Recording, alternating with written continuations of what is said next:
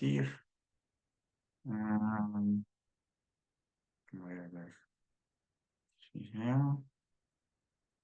con- a ver, ¿cómo puedes compartir aquí, bro?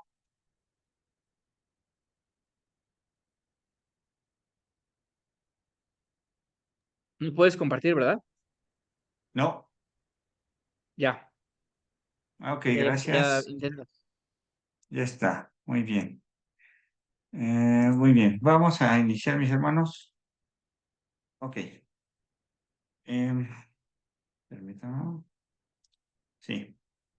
Ok, mis hermanos, vamos a iniciar la clase y vamos a iniciar, yo quisiera leyendo esto. Fíjense lo que dice aquí. Una cosa resta que yo diga, al perfecto y al impío, él, o sea, Dios, los consume. Si azota mata de repente, Dios se ríe del sufrimiento de los inocentes. Si algo viene de repente, un tsunami, un terremoto, una epidemia, Dios dice, se ríe del sufrimiento de los inocentes. ¿Cómo puede ser? ¿Quién es el Todopoderoso para que le sirvamos? ¿Y de qué servirá que oremos a Él? Desde la ciudad gimen los moribundos y claman las almas de los heridos de muerte, pero Dios no atiende su oración. A la luz se levanta el matador, o sea, desde temprano. Mata al pobre y al necesitado, y de noche es como ladrón. A la mujer estéril, la que no concebía algo muy importante en la antigüedad, dice, afligió. ¿Quién la aflige? Bueno, según esto, Dios mismo.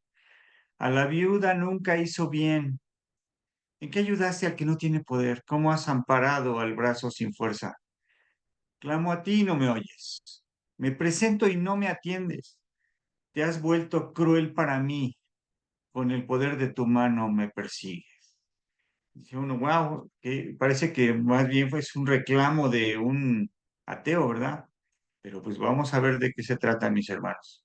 Vamos adelante, vamos a verlo. Hoy, el día de hoy, vamos a ver contexto lejano. Ya hemos visto el contexto inmediato, contexto medio acerca de una porción de pensamiento, que es la perícopa. Ahora nos vamos con el contexto lejano. ¿Qué cosa es esto, mis hermanos? Bueno, el contexto lejano es el estudio del libro completo para identificar el discurso o pensamiento central. En cada libro, mis hermanos, hay algo que Dios quiere que sepamos. Dios quiere que conozcamos algo a través de lo que ha utilizado, que son los escritores bíblicos. Hay un pensamiento que unifica todo ese libro. Hay una intención de este autor que ha sido utilizado por Dios y este mensaje es para los que leemos. Así que esto es el contexto lejano. El contexto lejano es conocer un libro completo, mis hermanos. ¿Por qué tenemos que conocer un libro completo? Es importante, mis hermanos. ¿De qué se trata un libro? ¿De qué se trata el libro que estamos leyendo o que estamos citando a veces? A veces tomamos un versículo, lo citamos, lo tomamos de ahí, pero a veces no sabemos ni de qué trata el libro completo. Simplemente sabemos, por decir algo, las cartas de Pablo, sabemos que pues está en Gálatas o en Filipenses o en Efesios o fue a los Corintios, pero ¿qué les dijo? Pues la verdad no sabemos muy bien porque no conocemos todo el libro. ¿Cuál es el tema o los temas principales que se tratan en cada libro? A quién fue dirigido ese libro? ¿Quiénes son los destinatarios de ese libro? ¿Y quiénes fueron los primeros lectores? ¿Quiénes recibieron ese texto primeramente? Todas esas cosas necesitamos saberlas. ¿Por qué? Porque las respuestas, mis hermanos, a estas preguntas nos pueden ayudar a encontrar más sentido en lo que un libro de la Biblia dice. Eso es súper importante. Yo a mi hermano, aquí está uno de mis hermanos al que esta semana le decía que tenía que leer un libro y le dije, léelo 3 veces, mi hermano. Y dice, pero ¿por qué? Digo, miren, es que le voy a decir, le dije, es como una película. Cuando uno ve una película, pues se va guiando y de repente cuando llega al final dicen, ay, ya entendí qué quería, pero cuando uno lo ve por segunda vez, está esperando la escena exactamente donde era importante. El director nos quiso decir desde antes algo que después se vio en el final, que, en el desenlace. Y a veces lo pasamos por alto, ni cuenta nos dimos. ¿Qué pasa cuando leemos una tercera vez? Yo le decía a mi hermano, a veces cuando vemos una película por tercera vez, vemos hasta los cameos, es decir, ay, mira, viste que salió este actor, viste que pasó esto, viste que pasó aquello. O sea, ya empieza uno a notar detalles importantes. Por eso es importante, yo les digo que de ahora en adelante, mis hermanos, procuremos leer los libros completos para que sepamos de qué habla cada libro. Les diría que un libro completo, leer un libro completo, mis hermanos, es esto, es hacer un viaje literario completo. Es decir, es subirnos al libro y ver a dónde nos lleva el autor, por dónde va a pasar, qué quiere que veamos, y no bajarnos en la primera estación, ¿sí? A veces hay quien ni se sube y simplemente toma una postal y ya. No, esto es cuando leemos un libro completo, sobre todo de la Biblia, vamos a ver a dónde nos lleva, qué quiere decirnos el escritor, pero sabemos que este escritor está siendo usado por Dios. Se aseguró Dios a través de este escritor darnos un mensaje. Por eso debemos conocer todo el libro, mis hermanos. Miren, vamos a regresar otra vez a este texto. Les decía, qué cosas tan duras dice esto, ¿no? Al perfecto y al impío, o sea, no importa si es justo y perfecto o si es impío, Dios los consume. Si viene algo, de repente se ríe del sufrimiento de los inocentes. Bueno, uno diría, no, no, es que no creo que esto venga en la Biblia. ¿Y dónde o cómo lo dijo? ¿Por qué? Bueno, por eso decimos, contexto, contexto, contexto. Necesitamos saber qué dice aquí, mis hermanos. ¿Dónde dice todo esto? Lo dice en Job. Aquí están las citas, mis hermanos. Todas estas citas es lo que aquí digo, lo que puse. Y uno dice, pero ¿cómo es posible? No es el paciente Job, no hemos oído que nos habla del paciente Job que jamás se quejó, jamás dijo una cosa que, una recriminación, pues es que a lo mejor no lo hemos leído, mis hermanos.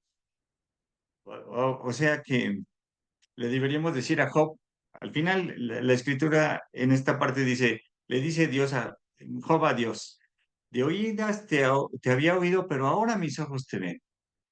Yo creo que le diríamos a Job, al libro de Job, de oídas te había oído. Alguien me había contado de Job, pero ahora mis ojos te leen. Ahora vamos a leerlo, mis hermanos. ¿Sí? Miren, y vamos a hablar como ejemplo. Dice un escritor importante que la primera tarea del intérprete es permitir que el autor diga lo que quiere decir, en lugar de atribuirle lo que piensa que debería decir. Tenemos ya una idea preconcebida de las cosas. Vamos ahora, hermanos, a permitir que sea la escritura la que diga lo que tenga que decir.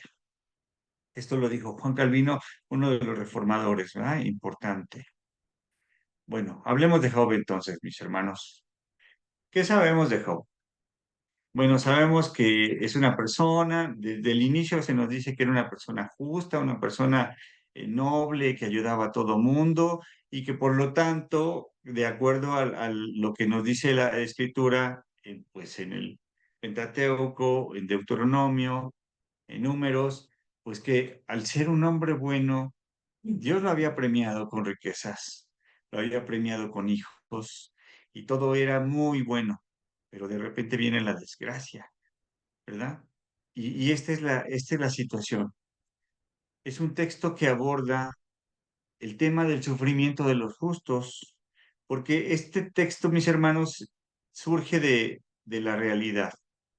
De nuevo, hemos aprendido que al bueno le va bien, al malo le va mal, pero aquí vemos a un justo que le va mal. Y, y este es el tema que aborda. Pero ¿saben qué, mis hermanos? Esto es importante porque vean lo que dice, eh, bueno, aquí dice que es un texto que cuestiona la doctrina de la retribución. Si ustedes pueden ver, mis hermanos, en casa, Deuteronomio 28, o si quieren apuntarlo, Deuteronomio 28, todo el capítulo, del 1 al 68, nos dice que si alguien, bueno, voy a leer alguna fracción, mis hermanos. Voy a buscar Deuteronomio 28. Dice así. Acontecerá que si oyeres atentamente la voz de Jehová tu Dios, para guardar y poner por obra todos sus mandamientos que yo te prescribo hoy, también Jehová tu Dios te exaltará sobre todas las naciones de la tierra, y vendrán sobre ti todas estas bendiciones, y te alcanzarán si oyeres la voz de Jehová tu Dios. Bendito serás tú en la ciudad, y bendito tú en el campo, bendito el fruto de tu vientre, o sea, tendrás hijos, descendencia, el fruto de tu tierra, el fruto de tus bestias, la cría de tus vacas y los rebaños de tus ovejas. Todo esto había experimentado Job. Vean lo que dice adelante, dice el versículo 11. Te hará Jehová sobreabundar en bienes, en el fruto de tu vientre, en el fruto de tu bestia, en el fruto de tu tierra y en el país que Jehová juró a tus padres que te había de dar. Ujú. Bueno, esto es lo que conocía, se conocía, pero entonces, ¿por qué de repente viene toda esta calamidad? Nosotros sabemos lo que nos dice el texto, pero está tratando, mis hermanos Job, de hablar de esto. En verdad que no siempre, como aquí veremos, al justo le va bien y al malo le va mal. Y es parte de sus discursos. Aparecen discursos de sus amigos, él le contesta y de repente aparece un tercero. Yo digo que es el aparecido y el ignorado, porque no se nos había contado que él estaba ahí, ¿verdad? Eliú. Y además habla, pero ni siquiera hay una palabra de parte de Job o de Dios. Al final, cuando se habla de los amigos, no se menciona. Bueno, el caso de mis hermanos es que este texto está originado para responder esas preguntas, donde la gente se da cuenta que la realidad es diferente de lo que hemos aprendido. Porque, según el libro de Job, como lo conocemos hoy, el libro de Job muestra que en la realidad la doctrina de la retribución no siempre se cumple y que el hombre está limitado para entender las razones del sufrimiento de los justos. Al final de cuentas, lo que nos dice Job es, en realidad somos criaturas tan pequeñas para entender las razones que Dios tiene y que solo Dios las conoce plenamente. Así que esto es importante para nosotros hoy en día, porque a veces juzgamos a nuestros hermanos que empiezan a caer en desgracia, una enfermedad, y a veces decimos, pues algo haría, ¿verdad? ¿Por qué? Porque tenemos todavía ese pensamiento deuteronomista, ¿verdad? De la retribución. Pero aquí, pues Job nos hace reflexionar en esto. Y fíjense que en el Nuevo Testamento va por este sentido. Si usted lee Lucas 13 o Juan 9, en estas porciones de la Biblia, vamos a ver que Jesús dice, la torre que cayó sobre aquellos, ¿ustedes creen porque eran más pecadores que los demás? O por ejemplo dicen, o quién pecó, este o sus padres, pues no, no es por ahí en realidad. Bueno, mis hermanos, yo les invito a que ahora, de ahora en adelante, leamos los libros completos, ¿sí? Antes de hacer citas, leámoslos, conozcámoslos y vamos a los que siguen, mis hermanos. Es importante esto.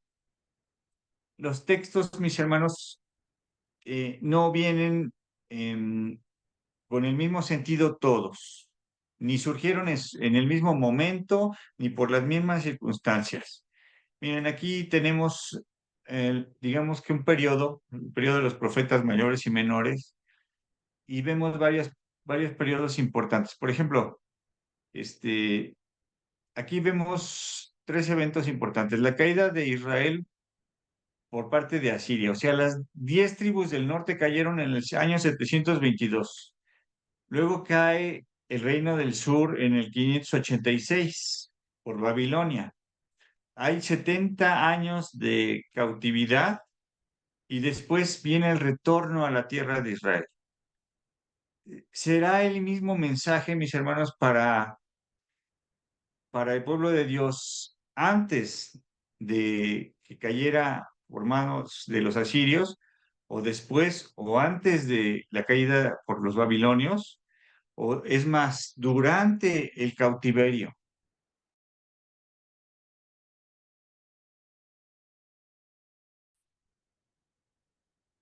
Alguna vez escuché a alguien que decía que toda la Biblia tiene el mismo mensaje, que simplemente era el mensaje de Dios para que se convirtiera, para que cambiaran su forma de pensar y de ser. Pero aquí, mis hermanos, vamos a darnos cuenta que no es así. Hay profecías, mis hermanos, que no hablan para nada de la conversión, que no hablan para nada de cambiar. Y les voy a decir, por ejemplo, ¿alguna vez han leído a Abdías? Es de aquellos libros que casi uno no toca, ¿verdad? Pues, ¿de qué habla Abdías? Pues miren, si uno lo lee, es un libro cortito, pero en realidad Abdías solamente es una palabra de Dios, o el oráculo del Señor contra el pueblo de Edom, los vecinos de Israel. Aquellos que pues se supone que eran pues, descendientes de Abraham también, pero que en su momento no solamente no ayudaron a Israel, sino que se alegraron de su desgracia. Entonces Dios les da una palabra en contra de ellos y les dice, es, por cuanto no ayudaste a tu hermano, ahora viene contra ti el juicio de Dios. Pero fíjense cómo a veces no conocemos, mis hermanos, los libros de la Escritura ni el periodo en que fueron dichas ciertas palabras. Yo les invito a que conozcamos esto, mis hermanos. Ahora que sepamos en qué periodo estaba hablando. Fue una advertencia de que si cambiaban de, de forma de pensar, Dios los iba a escuchar y no les vendría la calamidad. ¿O qué pasa cuando ya les llegó? Es una palabra para llamarlos de nuevo. Arrepiéntate, date cuenta de tu error y ahora regresa. ¿Se dan cuenta cómo los mensajes son diferentes? Bueno, mis hermanos, es muy importante que nos ubiquemos en el tiempo, porque cada libro tiene un mensaje particular y vamos a ver un ejemplo, mis hermanos. Algunos quizá ya lo han escuchado, pero los que no, vamos a ver.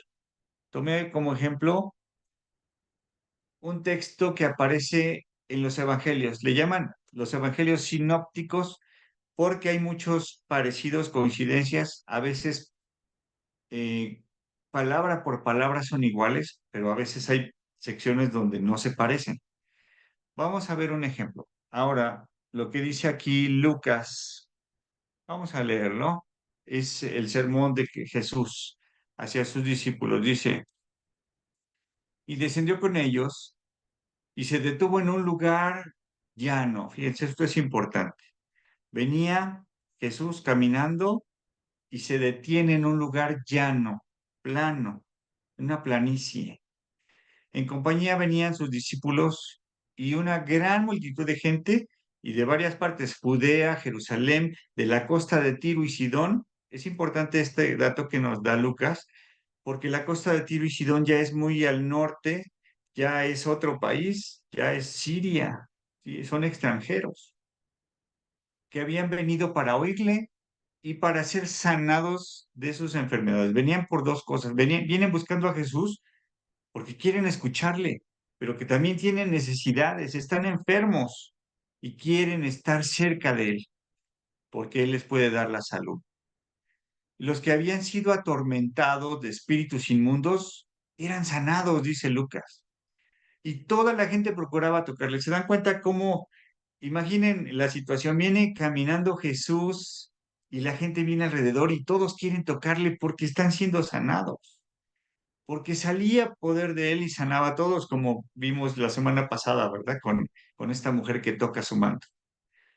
Pero dice, y alzando los ojos y busca a sus discípulos. Alzando los ojos a sus discípulos decía, bienaventurados vosotros los pobres, porque vuestro es el reino de Dios. ¿Se dan cuenta que aquí habla de pobreza, habla de necesidad? Es de lo que está rodeado en ese momento y y les da una palabra de esperanza y de alivio. Dice, porque de ustedes es el reino de Dios, y lo dice claro, el reino de Dios, el reinado de Dios es vuestro. Es una palabra muy bonita, pero aquí dense cuenta que está incluyendo no solamente a sus discípulos, sino les están oyendo gente de todos los lugares de Israel y aún extranjeros. Pero ahora vamos a compararlo con lo que dice otro escritor.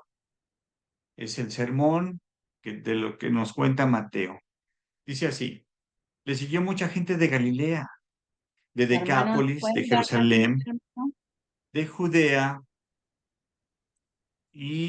perdón, y del otro lado del Jordán.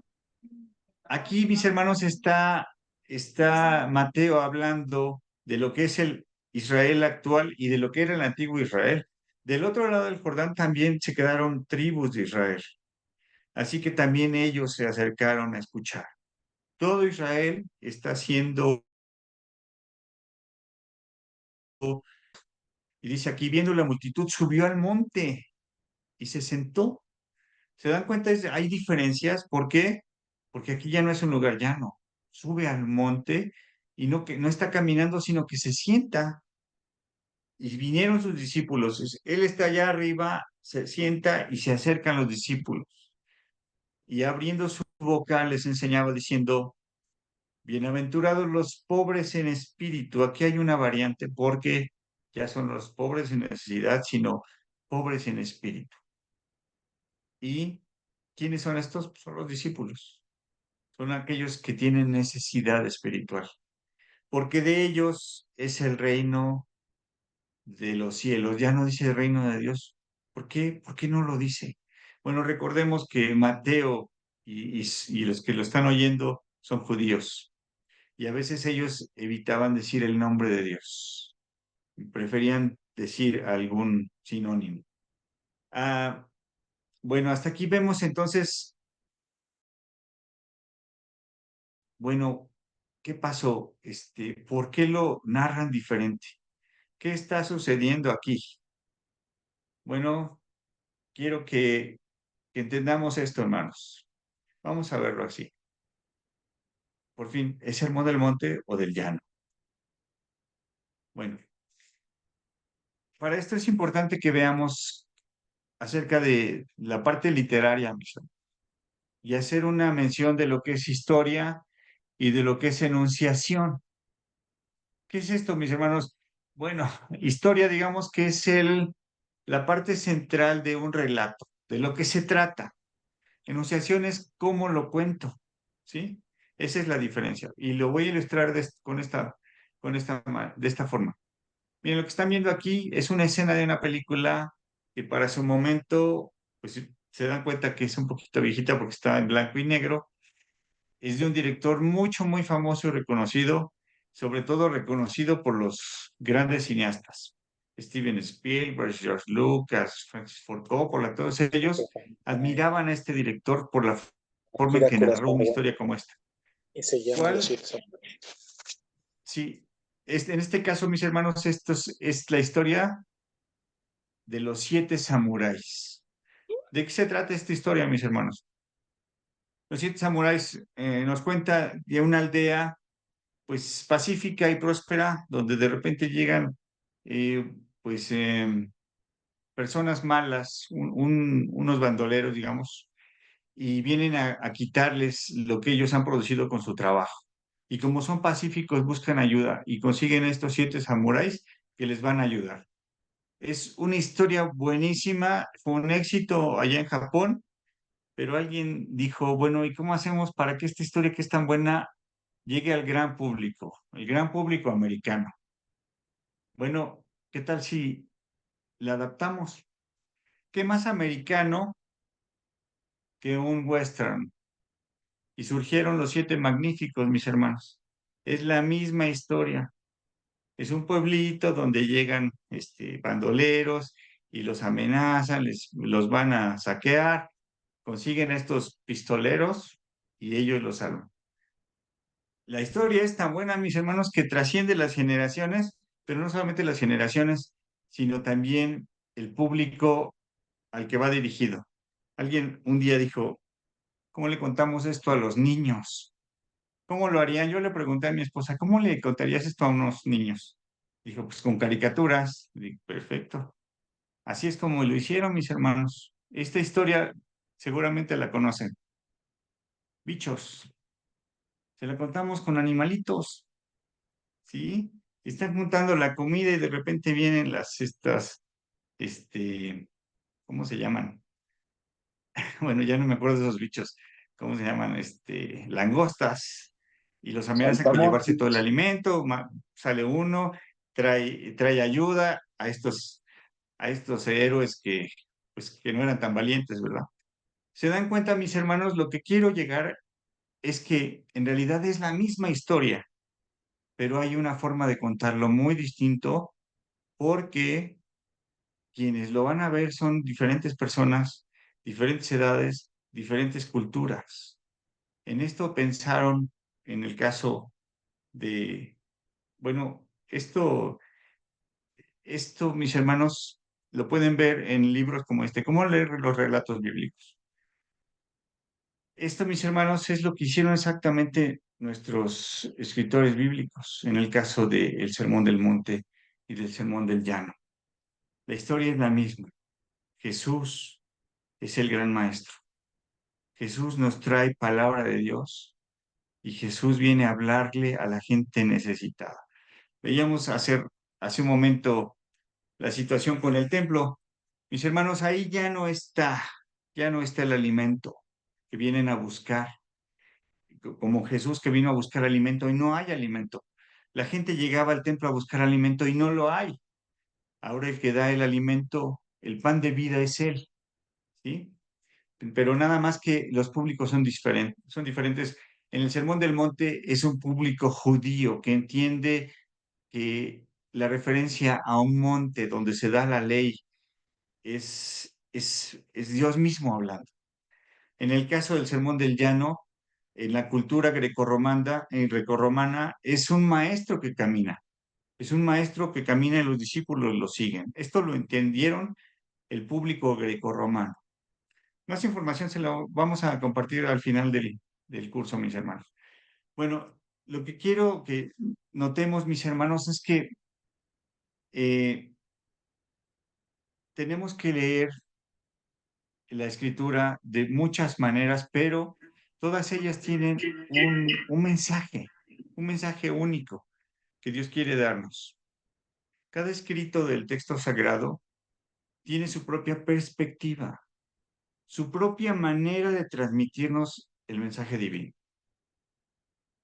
Mis hermanos, es nuestro trabajo averiguar cuál es ese mensaje, conocerlo, averiguarlo y entenderlo y después aplicarlo y compartirlo. ¿Sí? Eso es lo que tenemos que hacer, pero para eso tenemos que conocer completamente el libro. Como les decía a mis hermanos, leer un libro completo y hablando del el libro de la Biblia, un libro de la Biblia es hacer un viaje literario completo. Yo les invito a que para que tengamos un contexto lejano, eh, sólido, tenemos que conocer los libros de ahora en adelante de forma completa, mis hermanos. Y bueno, me gustaría hacer ahora en este momento un ejercicio con ustedes. Pues se trata de entender un libro completo, mis hermanos. Así que si me ayudan, escogí uno pequeñito, mis hermanos. ¿Qué les parece Judas? Si quieren, mis hermanos, no sé si tengan una pregunta hasta aquí, antes de entrar al ejercicio.